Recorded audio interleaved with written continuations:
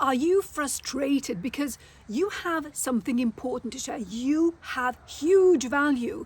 It could be in meetings, on podcasts, in posts that you share on LinkedIn, every time you interact or communicate. But people don't seem to get it. And so you're stuck in prove yourself mode instead of just showing up as the expert and leader that you are.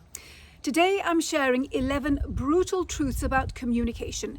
If you don't get these right, your value stays worthless. But when you do get it right, your reputation, it blows up in the best way possible. Now, if you know you already want help with this, click on the link below the video and let's work together. Brutal truth number 1. Imagine you go to the gym and you say that you want to lose weight, and the person you're speaking with starts talking about macros, bone density, metabolic health. Maybe you stop listening, you switch off, you think, I'm frustrated, I don't want this, I just want a shortcut to losing weight. Nearly every CEO, leader, expert I interviewed on global TV, on stages across the world, people I've trained, they made this same mistake too, which meant that their opportunities dripped down the drain.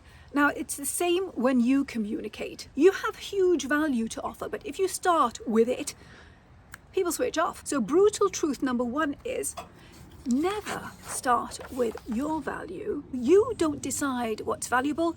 The person you're speaking with decides. But how do you know what to say? Brutal truth number 2. When you're asked a question, what do? You answer it. You jump straight in and you want to prove, I know this, I can share that, I'm an expert in this. That type of answer does not establish your value if what we mean by communication is a transfer of information from one person to another so that that other person goes from their current state, X, to their enlightened state, Y, which is after they get what you're saying and realize what you bring to the table, your value. And the way you get them from X to Y is by them having an aha moment. Aha! You're sharing information and they go, aha! And it all makes sense and they realize why they should want more from you and choose you over anybody else in your niche. To make this happen, you need to know their realities, what they want, what they're afraid of. You want to meet them where they're at, discover what they've done already, what they've tried, what didn't work, why they think that happened. So let's go back to the gym example. Imagine the person that you were speaking to said something like, yes, I can give you 3 things you can do starting today. And then they say, but if you want to lose 30% more weight, this other thing will help. And they tell you all about metabolic rate and the other stuff that is their real value. You were listening to what they said because they started with what you wanted and you stayed listening. Brutal truth number 2 is discover, don't decide. Discover what's really important to them and make the benefit the first thing you talk about. Then you bring in your killer value. But for it to work, you need brutal truth number 3. I'm sure you've heard that listening is a superpower. But the question is, are you doing it right? This is what I mean. Most people listen, waiting for the silence so that they jump in with what they want to say. That's not listening, that's just you waiting your turn. What I do with my clients is, they move beyond listening to hearing what's really being said. What's going on? What's the undercurrent? What's not being said? What do they really mean when they say these things? And the way I like to frame it is with this, QLQ. You want to lead with query. You want to question. You are curious. You're genuinely interested in what this person has to say. Then comes the L for listening in a way that you're tuning in to what they're saying. You're not just waiting your turn. And then the last Q. This is Q for quiet. When someone is sharing information with you, give them space when they finish. Space for it to sink in, to have its own value. It signals that you are listening, it signals that you are digesting, it signals that when you respond, you actually have heard what they're saying. Now, this is a trick I used to use when I was a journalist. When I was interviewing somebody who I thought had something to hide or wasn't really giving me the juicy bits of information, I would be quiet. I'd be quiet because people get really uncomfortable with quiet and they want to fill it. So in your example, this would look like somebody's sharing something with you. You're giving them permission to share the next bit that they want to get off their chest or unload. In my situation as a journalist, I was more trying to get them to feel pressure to share the bits that they're holding back. The point is, when you're quiet, you allow the other person to finish their thought and to bring up that thing that they're really not quite sure whether they should say or not. So brutal truth number 3 is, don't listen, hear and tune in to what the other person is saying. It signals that you value them and they will value you as a result. And when you do speak, brutal truth number 4 is the difference between what you say landing, resonating, sticking in the mind of the other person, or just being forgotten, ignored, and it's filler, not important. Brutal truth number 4. You're programmed to think that the more information you share, the more credible you are, the more you prove that you really do know your stuff. But the truth is, the more information you share, the less understanding there is. People tune out, they just zone out, they're not interested, they're not following what you're saying. This is called the seductive details effect because it's so enticing to keep sharing more. Don't do that. Brutal truth number 4 is minimum words for maximum takeaway and value. And truth number 5 will cut down the amount you say dramatically. I was selling a van. It was a collector's item, let's say, very old, vintage, specific, unique. If you knew what it was, you would love it. If you thought it was just another van, you would hate it and you'd argue over the price. Somebody came along to see it, loved it, asked me how much I paid for it, and I shared. Then they wanted me to justify my selling price. And I did. I started explaining and sharing all the things I'd done, and I lost the sale. State things as they are in a matter-of-fact way because it is a fact.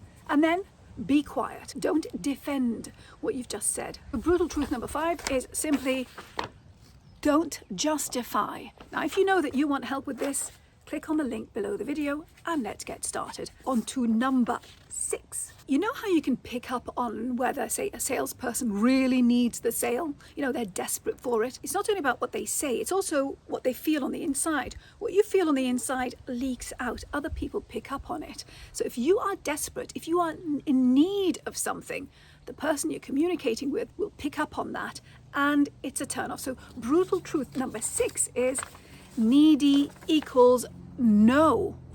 Own your space, own what you're saying, what you're asking for. Don't be desperate and needy. Number 7. I was speaking at an event recently and I messed up. I realized that the people in the audience weren't the people I was led to believe they were, meaning the examples that I had prepared wouldn't resonate perfectly with them. I only realized this, halfway through the talk, and I am still kicking myself because I didn't pivot to other examples that I know I can reel off, but my mind didn't go there. Brutal truth number 7 is absolutely plan what you're going to say, know what you're going to cover, but then you need to let go of that and pivot. So what was it? Plan to pivot. You need to be responding to the needs and wants in the room, not what you had prepared. Number 8. You've been told that to be a better communicator, you need to be a brilliant storyteller. I challenge that. Here's what I mean. Story, when you hear that word, what does it mean to you? What comes to mind? Usually it's the idea of, a hero, a journey, an arc. I have to be interesting. I have to maybe entertain people. No, you don't. I've interviewed amazing experts, global leaders, and they didn't tell a story. They could land a powerful idea in the first sentence. And this was really important because I didn't have time for traditional storytelling. People would get seconds. The main interview on the program would be 3 minutes long. That's for a whole bunch of back and forth questions. So this is story redefined. Out with the arc and the hero, building suspense, and in with what I call reality-based, truth-based storytelling. It's the bringing together of proof that what you know and do works, client examples, things that really happened, insight and opinion, things that are attributed to you that make you different to other people in your niche, your lived expertise and experience. So you've rolled your sleeves up, these things happened, and the results that you got. It's about making it real, but bringing it to life in an interesting way that resonates with the people you're communicating with. So brutal truth number 8 is Share truth-based stories. It's all about how you define story. Truth number 9. This is a difficult one to swallow if you've been sold the idea that you must be visible, you must be everywhere, seen everywhere. That sort of visibility is great to get your training wheels on, like, what's it going to be under the spotlight? What does it feel like to share what I actually know? That's important. But if you stay stuck in what I call busy visibility that actually doesn't get you the results that you want, but keeps you busy because you are booked out on podcasts, maybe speaking on stage, then you burn out and you stay broke.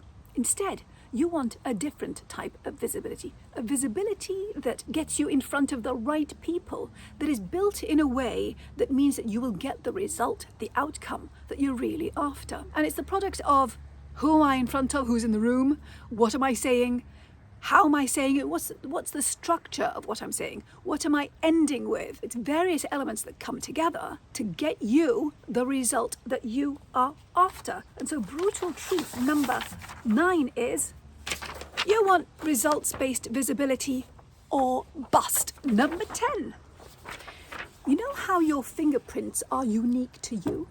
Well, the way you explain and share what you know and do is also unique to you. When I work with clients, they don't realize that they have a certain pattern of speech, catchphrases. A lot of the time we have to zone in and define catchphrases that are unique to them, that separate them from the competition. I call this your word print, the words that you use on repeat, or the words that you have curated to explain what you do to others. I do this with results-based visibility, not busy visibility, with discover, don't decide, truth-based storytelling. This is my word print, fingerprint, word print, and it becomes my vocal print because this is what I speak and say, what people hear and share if it's sticky. And it's sticky when it's intriguing, interesting, easy to remember, easy to say. The point is that when you zone in on your word print and your vocal print, your stakeholders, the people who are listening to you, become your megaphones because they repeat what you're saying,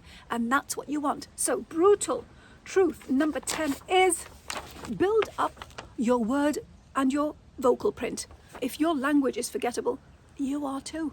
Number 11. Are you the sort of person who believes that your results, your work, your expertise should speak for itself? Well, if that's you, you're going to be waiting a long time for that fantastic opportunity to come your way, because that's not how reality works. There are 2 types of experts and leaders: people who wait and people who take ownership of the only thing you actually own, which is your knowledge, your expertise, your experience. I see fantastic experts and leaders sitting on a mountain of value that no one will ever know about or benefit from because they're waiting. They're waiting to be chosen. Make sure that's not you. Get sharing. Brutal truth number 11 is become the CEO of credible you. Take ownership of what you know and do and the way you share it. It sounds easy. It isn't. It's a mindset shift, an identity shift. It changes the way, literally the way you dress, the way you show up, the way you are. Clients I've worked with, I wish I had before and after photos, because when they start working with me, they show up literally, the way they hold themselves, the clothes they wear, reflect how they feel on the inside. But when we work together, boom, massive change. If you want my help getting out there and showing up and sharing what you know and do in a way that gets you results, click on the link below the video. Now, of course, none of this works if you miscommunicate when you speak. So you might be thinking that you're saying the right thing, but actually people are misinterpreting, misunderstanding, mishearing, not getting what you're saying. That costs you opportunity. If you want to make sure that never happens to you, watch this video next. I'll see you there. Bye.